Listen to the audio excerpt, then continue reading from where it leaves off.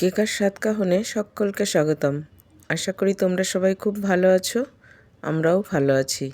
ঘরে বানিয়েছিলাম tomato rice. খেতে হয়েছিল ভীষণ ভীষণ সুন্দর, আর বানানো খুব সহজ। একদম অল্প উপকরণ দিয়েই ঘরে কিন্তু এটা বানিয়ে নেওয়া যায়। তাহলে আসো কীভাবে করলাম দেখে নিই, সঙ্গে থাকো। টমেটো রাইস করার জন্য সবার প্রথমে এখানে আমি নিয়ে নিয়েছি 500 গ্রাম বাসমতি চাল। চালটাকে আমি খুব ভালো করে ধুয়ে নেব। 2 থেকে 3 বার ধুলেই জলটা কিন্তু একদম পরিষ্কার এসে যাবে। দেখো বাসমতি চালের জলটা কিন্তু বেশ ভালোই পরিষ্কার এসে গেছে। এখন আমি এখানে জল দিয়ে আধা ঘন্টার জন্য ভিজিয়ে রাখবো চালটাকে, তাহলে চালটা অনেকটা সফট হয়ে যাবে।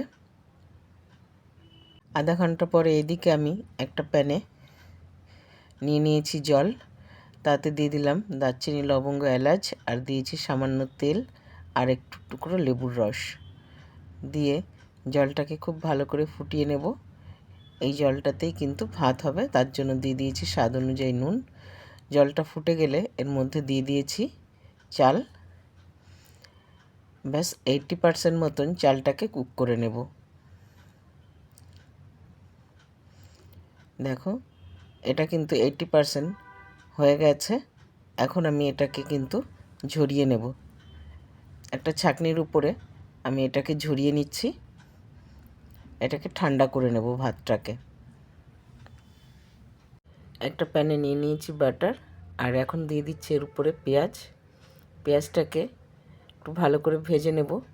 পেঁয়াজটা বেশ সফট হবে তত পর্যন্ত এটাকে ভেজে নিতে হবে। দেখো পেঁয়াজের কালার কিন্তু চেঞ্জ হয়ে গেছে, পেঁয়াজ সফটও হয়ে গেছে। এই সময় এখানে দিয়ে দেব 2টো টমেটোর পেস্ট করে রেখেছিলাম, পেস্ট। খুব ভালো করে এখন মশলাটাকে কষিয়ে নিতে হবে।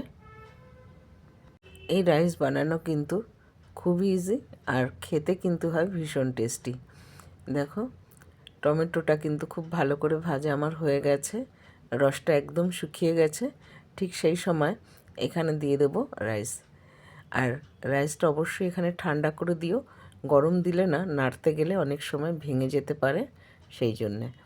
আর এখানে দিয়ে দিলাম, আর এখানে ব্যবহার করেছি স্বাদ অনুযায়ী নুন, 2টো লঙ্কা কুচিয়ে দিয়েছি, আর দিয়েছি গোলমরিচের পাউডার।